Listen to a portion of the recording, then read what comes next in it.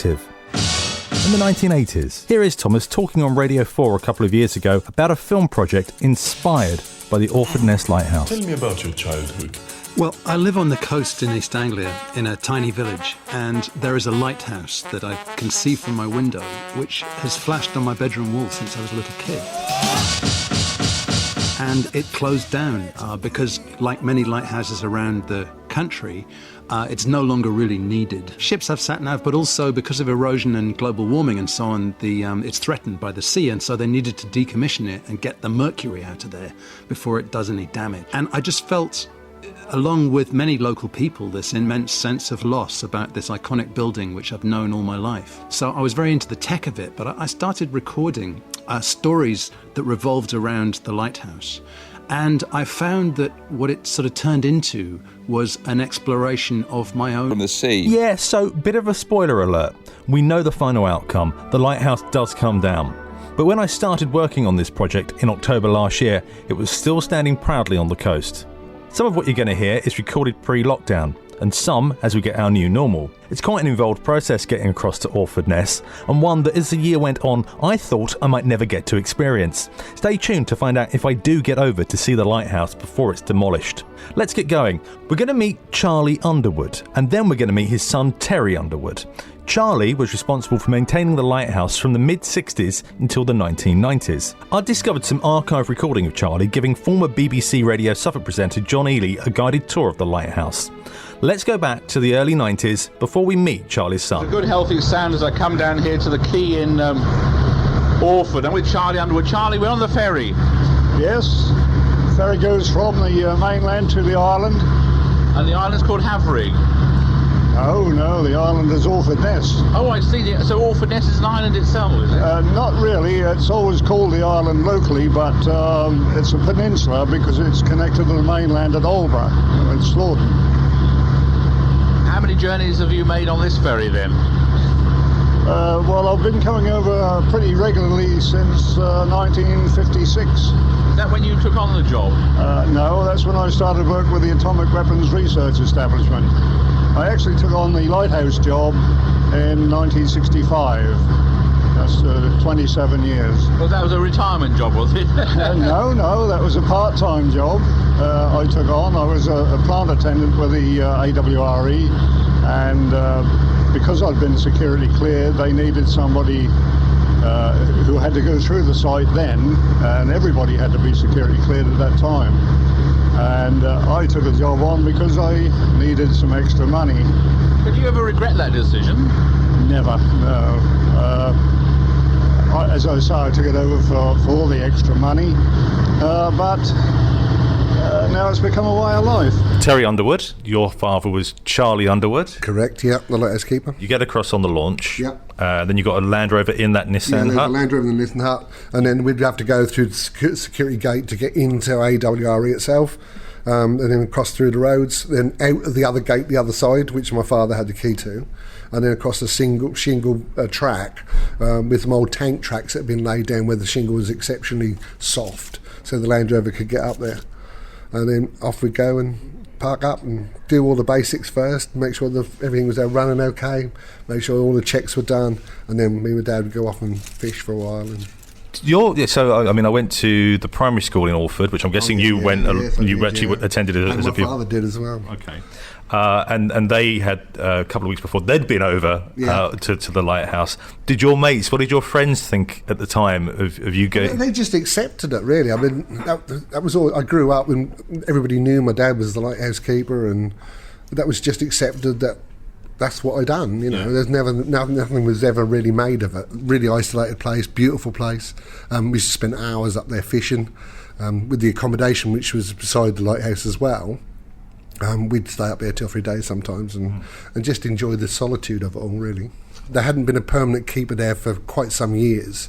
That was always part-time keepers, but my dad had done it for as long as I can remember, right up until the time he passed away, well, nearly passed away, really. When they decommissioned it was the time he finished at the lighthouse. And then Mr. Gold bought the lighthouse for himself. And I mean, I stood there 100 and some odd years. I mean, my dad, when he was there, they celebrated the 100th anniversary of that particular lighthouse. And that's obviously gone on since then. But It is really sad. I mean, if you look at the history of the lighthouses that have been on Orfordness, there's always been one there. Yeah, there was a low lighthouse. Yeah, there was the high light and low light. There was wooden structures there prior to that as well. I mean, and they all got moved over time. In fact, they got moved nearer to the sea. Okay. Because obviously the island was growing at that time. The shingle spit was getting bigger and bigger. And so when the main light was built, this main light was built, it was actually nearer to the sea than the old high and low lights. Orford was a massive port back in the day, and was a lovely place from what I'm gathering, far before my time, you know. But the shingle spit has grown and grown. Obviously, that stopped that being the port it was. Yeah. But there's been some major incidents over there with boats coming ashore, quite large boats coming ashore and near the lighthouse, and people having to be lifted off and all sorts of things. There's a helicopter crashed over there as well, or came down onto the island quite near to the lighthouse. Okay. They were the aircraft come from a base in Devon, and they sent up a Chinook and actually lifted it off the island. So when was this? It was back in it must have been back in the late 60s, I suppose it was. Okay. But there's quite a lot of interesting things that have happened over there over the time. Yeah. I mean, as a child, we used to sit in the back of the Land Rover when we were driving across to the lighthouse. And at nesting time, the seagulls, because we were driving quite close to their nests, would dive bomb us into the back of the Land Rover. You know what I mean? Come within sort of an inch or two of your face, trying to deter you from going anywhere near their nest. So did you get involved with any of kind of the maintenance on the lighthouse? Did you help your dad out? Yeah, there was quite a lot of brass in the lighthouse, and brass handrails. So he'd be up cleaning the lens, which was a massive job. He'd have to get up inside the 3 lenses, and he'd clean from the inside of the lenses. And we'd be giving his kids the job of going all the way back down the lighthouse, polishing the brass handrail, which would take you most of the day, quite honestly. And then obviously the outhouses we used to keep, the accommodation we used to keep clean as well, because when the engineers used to go to the lighthouse, that's where they would stay. So they'd be up there 2 or 3 days, just doing the maintenance on the actual lighthouse itself, with the engines and the different bits and pieces. And am I right in thinking that it was one of the first, or the first lighthouse to be automated by Trinity House? It was, yeah. So that's quite a moment in history. It was, yeah. I mean, yeah. Not that I was too young to remember that, but yeah. I mean, it was. I mean, that's what I'm saying. That's why I think the lighthouse is such an iconic part of the country, and certainly an iconic part of Orford. Yeah. Is because there's a lot of firsts. It's one of the brightest lights in the country as well. It was absolutely just such an interesting place. Because that's kind of like a lighthouse. Normally, it's just interesting. It's got that kind of mystique about it for some reason. It's kind of something you kind of grow up with. Oh, I want to be a lighthouse keeper, not knowing that you don't need them quite in the way you used to. But plus because it's on Orfordness, it's kind of that double whammy of. I think it is. Yeah. I mean, I don't know. Because I suppose I've grown up with it all my life, and my family is so involved in it. That's such a special place for us, you know, and that's why I'd like to see it sort of saved in some sort of way. So the optics apparently weighs several tons, and yeah. I mean, it's sat on a bath of mercury. Obviously, the mercury is the ideal thing for that to float on to be able to turn. And obviously, they had the sector light as well, which was halfway down the light. That could be coloured. There was 2 colours, blue and red. Obviously, with different sandbanks out at sea. I mean, all that had to be polished as well. As kids, we'd get to do some of the lenses on that because they were that much smaller. But it was really interesting. I mean, nearly near the lot, it was a lamp room nearly at the top of the lighthouse, and all the furniture in there was actually curved. So the cabinets were curved at the size of the shape of the lighthouse, and that's where all the spare lamps used to be kept. Well, it's wonderful piece of furniture here. Yeah, this is the cabinet I was talking about. This is a beautiful cabinet. It's felt oak, and it must have been built in here. Yes. It's curved. It's not both. It's a convex, isn't it? Concave, rather. And I'm told that not many cabinets are like this, because usually a curved cabinet will have straight glass, but this one has got curved glass as well. And in here, housing the lamp. Well, that is a lamp that was in service until last October. Right. That's a 3 kilowatt filament lamp at 100 volts. And when the lamps used to blow, they'd go different colours sometimes. I believe I have one at home. It's sort of a bluey grey colour, and sometimes they go red. Sometimes they go all sorts of colours.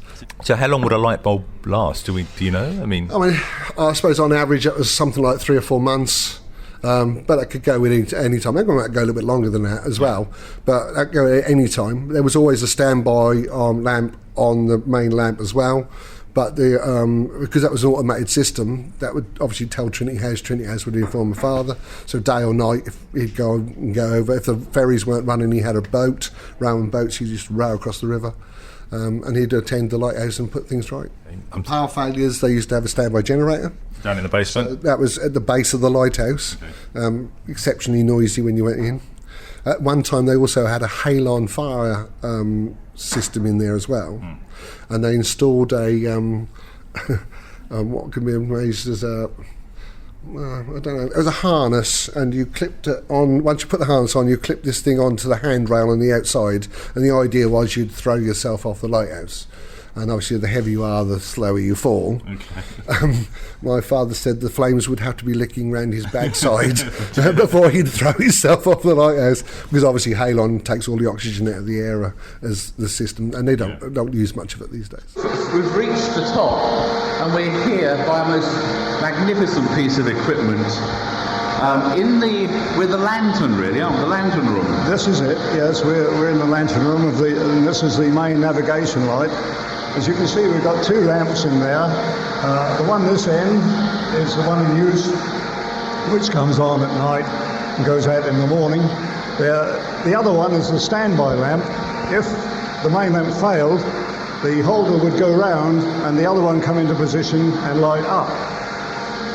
Right. If, in turn, that failed, it would go over to the battery lamp, which is outside on the gallery. Yes. That revolves at the same speed as this, so you get a flash every 5 seconds. Right. Why is it revolving now? It's daylight. Yes, well, until last October, it used to stop when the light went out and start when the light came on. But with the new equipment, they decided to run it all the time so that the sun wouldn't go through the lens and cause a fire during the day. Oh, I see. But my reply to that was that for 27 years it's been stopped during the day and we've not had a fire, so why is it going now? Now, how old is that lens up there? It was actually installed in 1914 by a firm called Chance Brothers, who manufacture all lighthouse equipment and glass, because the prisms, that's a specialised job to grind them, and they're set so that all the light is gathered and beamed out so it can be seen from close in right to the horizon. Now, all this equipment from here upwards, which weighs about 1.5 tons, is floating on a trough of mercury, which is contained in here. That must be pretty heavy too. Oh, it must be. The wheels that you can see are only guides, and if I just pull that down like that, you'll see it goes onto the wheels. Oh yes, I see. Right. Yes. So they, as it floats, it's actually floating. It's floating, yeah. And this was installed in 1914, and I don't think they can improve on it. Although they've improved on the lamps, on the control equipment, that is still the same as it was then. And how many miles out to sea can this light shine? 27. 27 miles. Yeah. Now, if you look on the wall at the back there are some light sensors. Yes. And they sense when the light come in. If the light doesn't come in, that sends a signal back to Harwich, and then they would phone me and I would come over and sort it out. You heard Charlie Underwood mention the Chance Brothers when he was talking about the lens. Let's find out more from Toby Chance. With a surname like that, he might just be related. I called him up where he lives in Johannesburg. Okay, so the Chance brothers were Robert Lucas Chance, who was the founder of the company, and his brother William. And they were glass manufacturers beginning in 1824 in Birmingham, Smethwick. And they built a company which lasted until 1981, which was when the factory that they had started closed down. By that time, it was under the ownership of Pilkington Glass. And I am the great-great-great-nephew of Robert Lucas Chance and the great-great-great-grandson of his brother William. So they had a very important role to play with the development of lighthouses, didn't they? They did, but I think it's important to go back a little bit further, because the lighthouse business was only started in the late 1840s, and before that, Chance's had established themselves as Britain's leading manufacturer of flat glass, or plate glass, and then later sheet glass, as it was known, and used that expertise and technology to glaze the Crystal Palace, which obviously housed the Great Exhibition in 1851, and that was really the time that they were put on the map. Yeah. Their lenses that they made for lighthouses are still in use around the world today. They are. They made over 2,500 lenses of one sort or another, and they were installed in close to 100 countries. And many of them are still in use today, including in South Africa and all over the world, which is really a testimony to the engineering brilliance of these products. Let's focus in on the Orfordness Lighthouse. What was special about that lens? Yes, well, I think you need to go back to in the 1830s. The first dioptric lens, in other words, a lens made of glass, as opposed to parabolic mirrors, was installed by a Newcastle-based company called Cookson's. But they went out of business, and that lens was then replaced in 1867 by the first Chance lens. It was what's called a first-order lens, which in those days was the biggest lens available. And it was a fixed lens. And then in 1914, it was replaced by the biggest lens ever made, the so-called hyperradial lens, of which there were less than 30 made anywhere in the world, by Chance Brothers and a French manufacturer. So this was a massive lens, and obviously the significance of the Orford location on the channel meant that it had to have the longest possible distance, up to and over the horizon. And that was installed, or it was manufactured in 1913, wasn't it? 1913, installed in 1914, and it was finally decommissioned, I think, in 2013. You sent me through an email earlier on with some images from the books of the company, and I can see the order going through June 27th, 1913. Exactly. It's fascinating to see that, isn't it? The breakthrough for lighthouse lenses was the fact they stopped using mirrors and then using glass. So the glass is magnifying the light. That was the big breakthrough for lighthouses. What it does is it takes a light source, a flame essentially, and it uses a combination of concentric prisms to concentrate that light into a beam. So it's concentration rather than magnification, if you can get the difference. It takes all the available light from that flame, and it takes it from the entire dimension of the lens. So it could be 4 or 5 feet in diameter, and then through these concentric prisms, it refracts the light into a beam, which is then shone out to the horizon. Further Sunday, there is a good service operating on all London Underground lines. So here I am. I've made my way to the south bank of the Thames, just by Lambeth Bridge. I'm looking at the building I'm going to go into. I've got an appointment here at 11 o'clock. You'd realise that this building had some kind of connection to the sea from the ship. There's a life-size boat front at the front of the building. Then if I just walk along a bit, flags flying, and above that, International Maritime Organisation. I'd never heard of this organisation until I started making this documentary. But in there is something that is Suffolk related. I'm not wasting your time, I'm not wasting my time.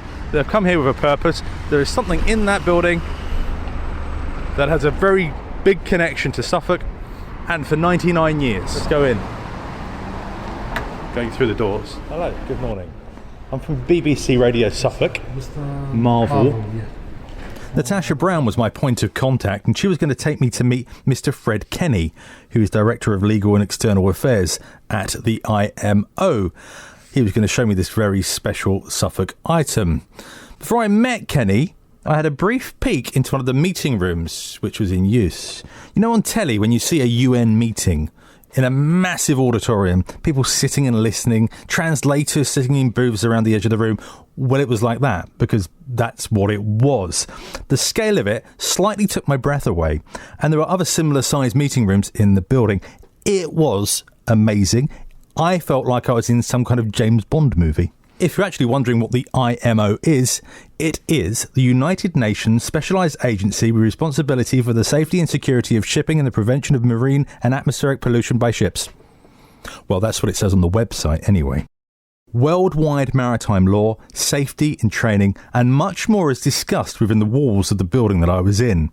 We headed up the escalator to see the real reason for my visit. All those delegates from around the world, the first thing they see when they arrive into the lounge is a massive lens. So as we come up the stairs here, we can see the optic from the Orfordness Lighthouse. It's about 2 metres by 3 metres. It's got to weigh a couple of tonnes. And it used to sit at the top of the Orfordness Lighthouse. And now it sits at the top of some stairs here in London. Toby Chance describes what we're about to see. If you're looking at it from afar, you can see the massive scale of this thing. And then if you get close, you can see the glass prisms, as I was referring to earlier, and their beautiful engineering and artistic value. I mean, just remember that each of these pieces of glass was cast in a mold with a very special, pure kind of crown glass, probably with some lead crystal, lead components. And then, of course, the way in which the lenses are mounted in this brass armature. It's really, that's the reason why these things have lasted so long, because they're made of virtually indestructible materials. Wow! As you come up the escalator, this lens from Suffolk meets you. Yeah. Hello, Fred. Hi, Fred, hello. who's the director of Nice Legal to meet Affairs. you. Nice to meet you. Fred knows all the details. I'm very excited to see this. The optic lens from Orfordness Lighthouse. Yes, which was donated to the IMO in 2015. Trinity House made the donation on behalf of the lighthouse authorities of the UK and Ireland. So this originally had a range of 30 nautical miles, which we have on occasion put lights behind the lens, but the lens itself is so powerful that we had to be very careful. It has to be a low power light, because when you get close to it, it's just... When it was originally installed, Trinity House put some lights in behind it, but it was blinding people. So I mean, I think it was a 3 kilowatt light in the lighthouse. It used to. So you need that's quite a small light compared for the range that it could give. So that's the power of that optic. Exactly. Isn't it? And an interesting background story in this: they had actually initially looked at donating a first order optic to us. However, when we did the weight calculations, we discovered that our floor wouldn't be able to support it. So this is what, 3 or 4 ton, is it? Or? I don't know the exact weight, but we did have to conduct measurements very carefully to ensure that it would be safe to install. And as you can see, it's somewhat unique in that it's a 3-sided optic, which most lenses are 4-sided or octagonal or hexagonal. But as a 3-sided optic, it's unusual. I had not seen one like this before, but it really is. It's a beautiful piece of work, and was very effective in its day for its intended task. Well, it did its job for 99 years. It did. They had to get this out of the lighthouse. See, there are screws here, and they installed it piece by piece when they installed it here, and it's. Of course, very handy that we had the column here that it could surround. I mean, just it's beautiful. The glasswork. The glasswork. It's amazing. I guess you're very proud of having it here. Yes, and as I said, it is really the centerpiece of our delegates' lounge, which is used continuously. As a matter of fact, we'll be flooded with delegates here in about 5 minutes when they break for coffee. But this tends to be a spot around which people gather and discuss, and it is quite a unique conversation piece, and really fits with the IMO mission. I mean, do people stop and look at it? And oh, absolutely. Is in fact in celebration of our 70th anniversary in 2018. you talk about people coming up the escalator. Well, we were honored to have the Queen here to help celebrate the 70th, and this was the first thing that she stopped to look at as she came up the escalator, and was able to learn about the history. And as the Queen is, of course, very interested in maritime issues. Well, she opened your building here as well in 1983, didn't she? I saw the plaque downstairs. She did open our building, and then she had wanted to come back and the 70th anniversary was a very good opportunity for her to do that. And were you here for that? Oh, absolutely, yes. I actually got to be her tour guide. So. Oh, really? a day that sticks in the mind. Yes, and one I will never forget. It was, her visit was just tremendous. She was obviously really interested in the subject, and it was a true honor to have her here. Now, delegates are coming up the stairs, so the first thing they'll see is this impressive lens at the top of the stairs. Yes. Hello. This is Azara Prentice. She's the permanent representative of Ghana to the IMO. Okay, you've come up the escalators, you've been here many times, I'm guessing. What do you think when you see this standing here, this optic from the lighthouse? Does it mean anything to you? Is it important? Is it wow? Or? Oh, certainly. I mean, it has the wow factor as you come up the escalator, and you're reminded of, in practical terms, the work that we do, and it's a reflection, particularly for those who are the more technical seafarers. Lighthouses are supposed to be a beacon of hope and drawing you home. So this is certainly a reminder of what we do, and also the importance for the safety of lives at sea as well. So I think it's a very important reminder. So how much time do you spend here doing your job? Every day? Almost every day. We have meetings practically every other week. So I'm always here. Interesting job? Very interesting. Get to meet lots of people? All the time, from all over the world, and there's never a dull moment. Kind of sharing the same kind of concerns and the worries and the... It's amazing, all across the world, the concerns are quite similar, although there are different interests, of course, but yes. So we've been talking about like the environmental kind of concerns at the moment? Well, we're always concerned about safety, of course, and there's the welfare of seafarers as well, so there's lots of different dimensions to the work. Ah, yes, the welfare of seafarers. I wanted to find out what it was like to make use of the lighthouse, and I found just the man. Yeah, okay there. Yeah, my name is Peter Benstead, and I'm a fisherman from Orford. Years and years ago, when I was fishing from the beach at Aldborough, we used to use the sector lights, like to position ourselves when we used to, in the dark, when we used to shoot our trawl in. So that was quite useful for that sort of thing. And also, I mean, that's been a terrific guideline for all fishermen over the years and seamen, you know. So how do you use those sector lights? In what way do you use them? Can you explain that for me? Yeah, well, there's a red and green sector, and if you were in the dark and you wanted to shoot in a certain position, we could probably just get out of the red sector, and then we would know sort of what position we were in, really. So these are the windows that are halfway up the lighthouse, aren't they? They were showing a colour. Is that right? Yeah, that's right. There was a red and a green sector, yeah. So kind of the further around the lighthouse you went, the different colour you'd see? That's right. Further out to sea, yeah. Yeah, the idea was if you were coming from the north, you would, if you were in the red sector, then you would probably hit the nest. And so you had to be in the green sector to clear it. What was it like to see Orfordness Lighthouse, its beam? Oh, yeah, fantastic. I mean, years ago, I used to do a lot of yacht deliveries over to Belgium and Holland. And this was before the days of GPS. And so, you know, we used to usually do a night passage. So if you're coming over from Holland or Belgium, I mean, you would pick up the West Hinder light vessel, and then you'll get the Galloper, and then you would pick up the Sunk light vessel, and then you would see the loom of the Orfordness Lighthouse, which on a clear night, you could actually see the loom about 20 miles off. So, you know, that was a fantastic guide to navigation in its time. the vessels that you just mentioned, so these vessels are ones that are kind of moored at sea permanently, is that right? Yeah, yes, like light ships, yeah. Yeah, well, nowadays, they were all manned light ships in those days, but now, I mean, they're mostly big Lambie boys, to mark the position, yeah. This is probably a thing that a lot of people that never go to sea or don't go to sea for their living would have no idea about.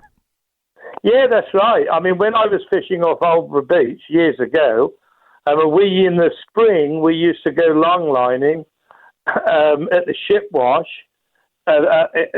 which is a sandbank, off Felixstowe and Harwich. And we used to actually go aboard the ship wash light vessel, which was manned. On a calm day, we used to moor up alongside, and we used to have lunch on board.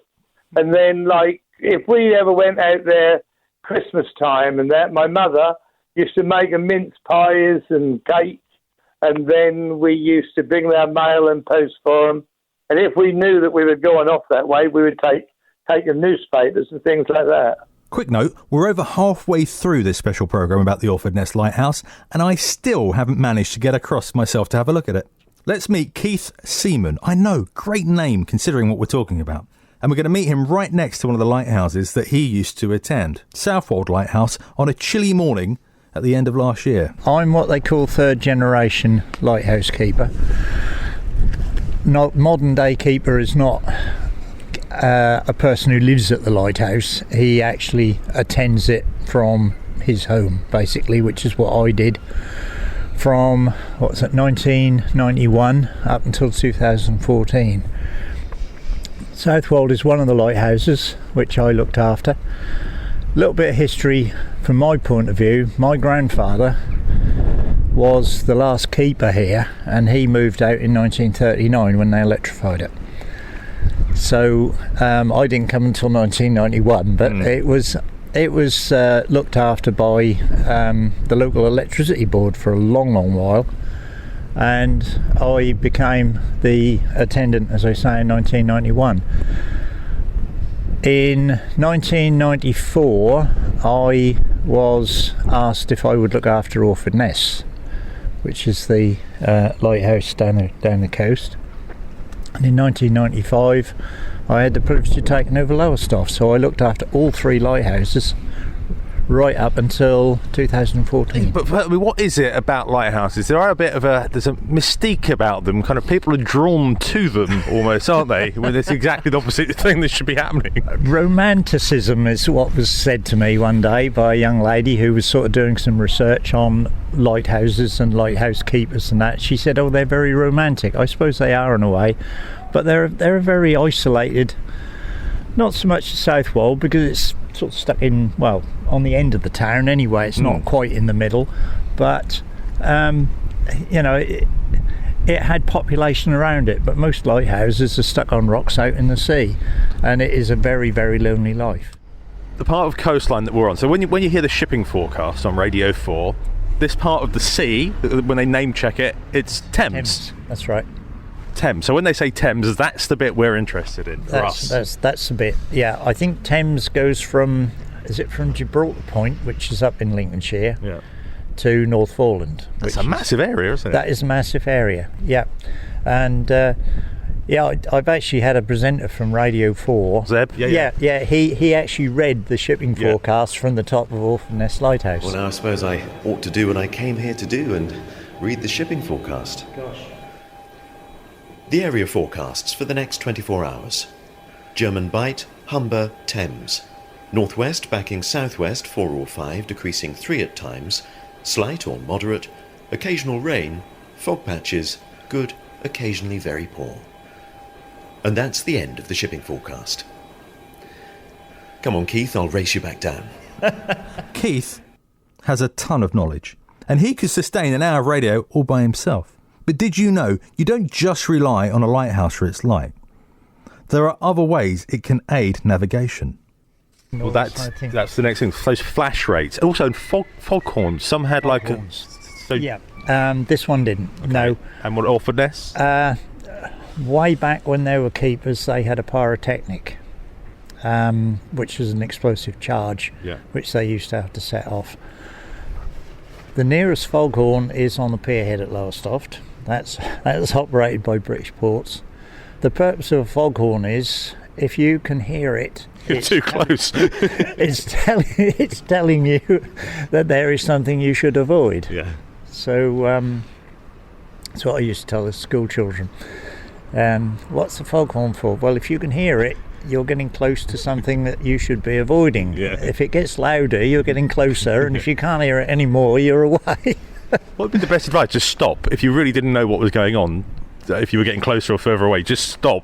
Put your anchor down or something. I suppose you could, yeah, and wait for the fog to diminish. But that is the purpose of a foghorn. And obviously the lighthouse is there telling you it's not just a waymark. It is telling you that there is a hazard in that vicinity. Maybe on this coast obviously it's sandbanks. The rocky shores, you'll get a lighthouse offshore or quite close, and that obviously tells you that there is a hazard there. But they all have a differential flash rate along that part of the coast. You'll probably find this, I can't honestly tell you what this is now. It might still be 4 flashes every 20 seconds because it's a rotating beam now. Yeah. But when you, as we said before, when you see the beam, all you'll see is a wink of light as it goes past you. And you get a flash, and then a flash, and then a flash. I think the way this is orientated now, it's quite different. It used to be 4 flashes every 20 seconds, but you wouldn't find another one along this part of the coast for several hundred miles that will do the same flash, because obviously they can be confused. Mm-hmm. They're also called a day mark. Now this is a white tower. Orfordness had red stripes. Lowestoft is a short tower, white, but then you get to Haysborough, which has got red stripes, but it's got 3 red stripes. Orfordness had 2. So many different signals. You can't confuse them, basically. There's a lot of information being given to make sure that you... Come here. Okay. So just walking back towards Southwold Lighthouse. Can you see the window there? So it's in a different position to the other 2? Well, they're just windows on the stairwell. Okay. Now, above that window, that's now that wire is lightning conductor. Above that was a red stripe. Oh. We found that this was scaffolded because some of they are not blocks. That is render marked out as blocks, and the place was scaffolded. The local builders were given the contract to chip away all the rotten and decomposing render and refurnish. When they were chipping it away, they found a red stripe. Now there are some records in the town and in the museum to say that this was camouflaged during the war. Now we don't know whether it was actually painted in camouflage paint or whether this red stripe was put on it to make it look like Orfordness. So that's interesting, isn't it? Because that's very interesting. I never did pursue that sort of thing to find out, because I was very interested in history once I started working on these things. I'd been keeping in touch with Nicholas Gold, the owner of the lighthouse and the man that set up the Orfordness Lighthouse Trust. We'd been trying to arrange a good time to go over and visit. Obviously, lockdown stopped this in its tracks, and it wasn't until July that I got the nod to go over, as demolition was underway. If you cast your mind back 40 minutes, you'll remember that when John Ely went over, he had that slightly complex journey involving boats and Land Rovers to reach the lighthouse. Well, I had that same journey. Towards the end of July, me and my 8-year-old son became the last official visitors to Orfordness Lighthouse, before it was gone forever. Here we are. Towards the end of July 2020, where we're standing right now, we just crossed Orfordness. There's a crane standing in front of us. There is a lighthouse without a top on. Is that, Nicholas, is that the top? That's the roof of the lantern room, which is still atop the lighthouse at the moment, and we got that off a couple of days ago with the crane, which goes up about 120 feet, which is quite some boy. So explain about how we've got here so far. You got the lighthouse a few years ago, didn't you? You bought it. Yeah, I acquired it from Trinity House in 2013. The light was turned off in June, at the end of June 2013, and they very kindly sold it to me so that I could open it to the public in September 2013, and since when hundreds of people have been able to come in and visit it and pay their respects in its closing years. When was the first time you actually came here? I mean, what's your first memory of Orfordness Lighthouse? What's your connection with it? Well, I was brought up in Woodbridge, nearby. My father was a local parson, so I'm a local boy to an extent, but then I lived a fair amount of my time in London. But then a few years before 2013, about 2008 or so, or no, actually well before that, I came on walking down the Ness with a party of visitors with the National Trust, and sat in front of it when there was a fair amount of ground in front between the lighthouse and the sea, and had a picnic then, and then everybody was sad that it was going to go, and the light was going to be turned off, and the great plans, and people were saying, couldn't we save it, couldn't we put round sea defences, or couldn't we move it back, etc. But all those options had been reviewed very diligently by Trinity House, and understandably rejected, but it came, when the light went off in June 2013, I thought, well, has anybody asked the bleeding obvious, is it possibly for sale? So I managed to persuade Trinity House to sell it to me, and allow it to be open to the public ever since, until now. It was always acknowledged that the lighthouse would go. The sea was coming in. I couldn't do anything about that.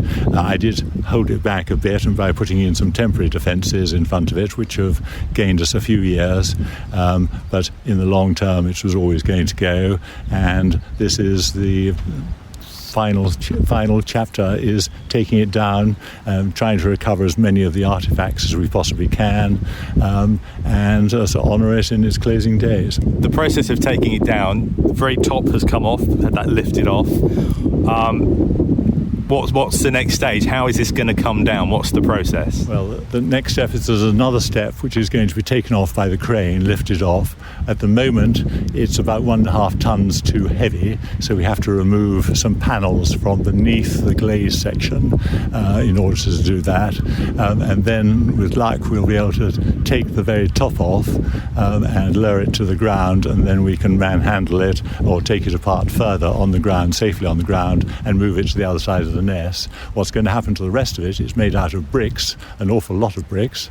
Well, it's covered in Portland cement now to make its red and white character.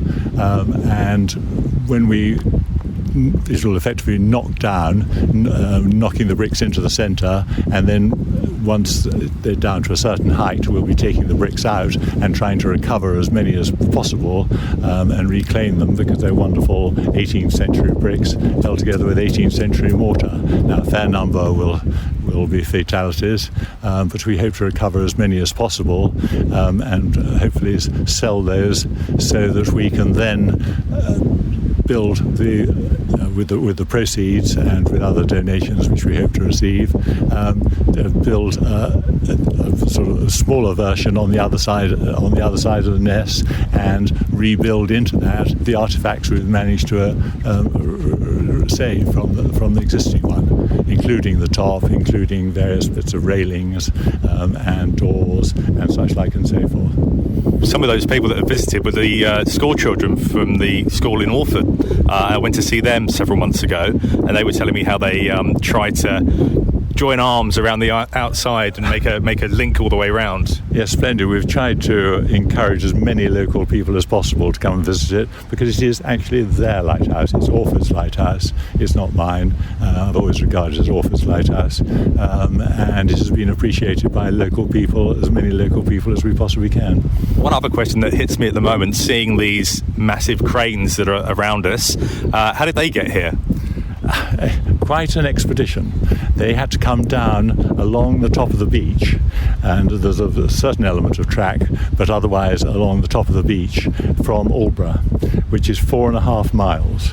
Now this crawler crane, which is roughly just under 60 tons in weight, with a long derrick of about 110 feet long, that also came down the same way, and it's probably, according to the crane drivers, the longest they've ever driven it. They're normally used to maybe 100 yards or so from off a low loader, not 4.5 miles. So it had to stop every so often to cool down the hydraulics, and we had to be very careful about the route it was taking, and the ground in front of it had to be levelled by another digger to make sure that it was safe to do so. But it effectively took 2 days to come down.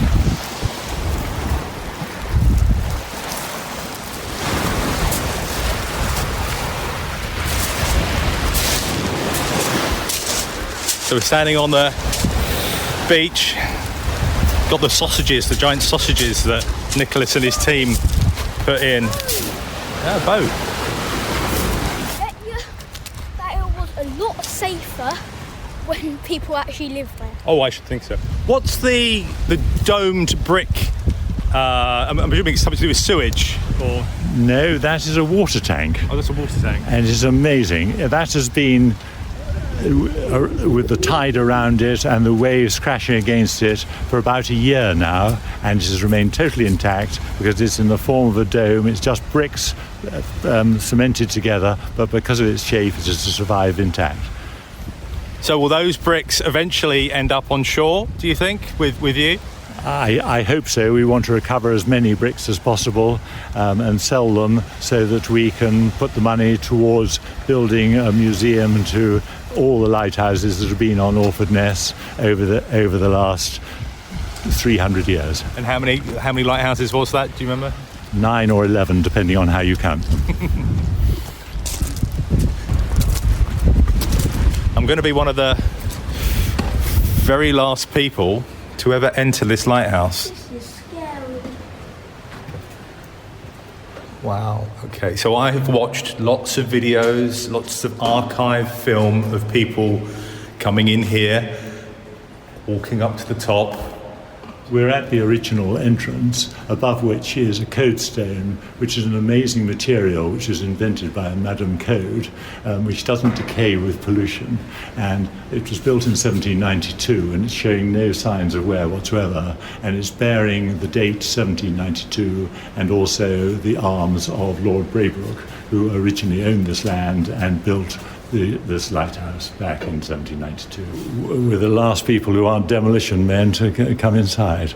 So it's a worthy testament to Radio Suffolk for doing so and being such intrepid chaps to come out here. There is work going on here. There is scaffolding poles, scaffolding boards. Yes, we've removed all the doors. We've removed some of the staircase handrails, and further up, we've removed a wonderful curved cupboard which held the lamps for the light back in yonder years.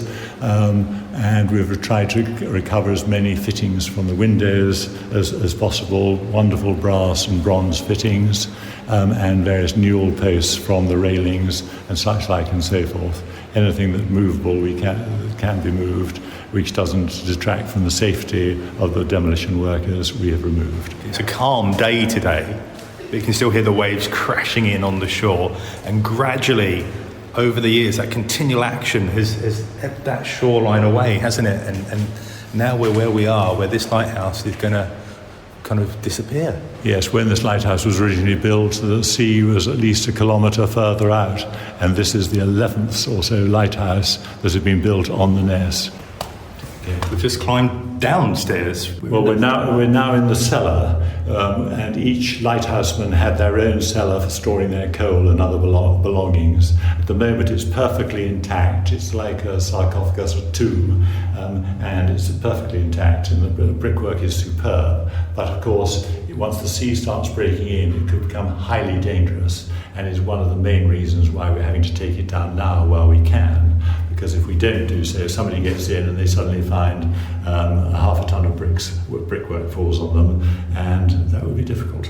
And people do, I'm guessing, I know that there's urban explorers who like to try and get into places, and I guess you've suffered people trying to get here. We've had a great many more visitors recently, and although throughout my time of ownership and throughout Trinity House's time of ownership, I wasn't aware of anybody breaking in, but over the last month we've had 2 break-ins, and the front door has been smashed in by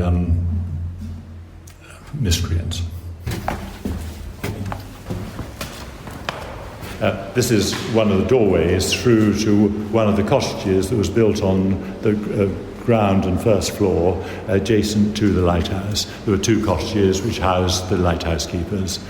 They were removed in the early 60s because in about 1960 the light was controlled remotely from Harwich by Trinity House. So that lighthouse keeper, the original ones would have lived here on site. They would have been cleaning the lens, cleaning the glass, winding this. And it was a non-stop job really then, wasn't it? It was pretty full on. And this tube, which goes up about 60 feet in all in the centre of the lighthouse, is what housed the winding up pendulum mechanism. Let's keep on. So this is, what level are we on now? We're on level 2. Level 2, okay.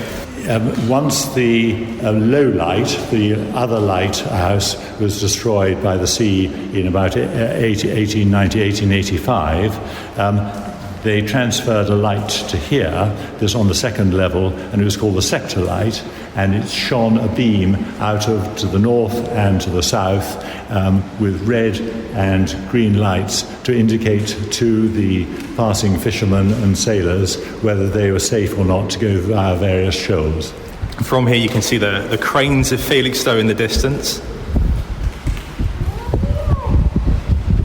Looking south, and what can we see going north? Aldborough, and in the far distance the dome of Sizewell Power Station. Oh yeah. We've made it to the top, climbed up all those stairs. Glazed section, it's about 20 feet high and looks out over the sea in all directions, other than Orford, where the back panels are steeled over in order that the light from the incredibly powerful light doesn't shine into everybody's bedrooms at night. But here we have actually removed the light a few years ago, the actual lamp, because we were fearful of the sea taking the lighthouse too early, and it's quite an exercise, and we worked with Trinity House to remove that. I mean, of course, you talk about taking the lighthouse down, but just building it, getting all that stuff up there originally. And everything was built. They didn't have 60-ton cranes to help them. Everything was taken up individually. They might have had winches and pulleys, etc., and they'd have built it up slowly. But bearing in mind it's built out of about 400,000 separate bricks, and all the parts to the lantern room would have been erected individually, and they're wonderfully bronzed and individually put together. Are you going to miss coming here? So in 6 months you might not have a need to come here again? Will it be a missing part of your life? It'll be a very sad loss, not only visiting it, but also going to the end of the quay at Orford and looking out over the horizon.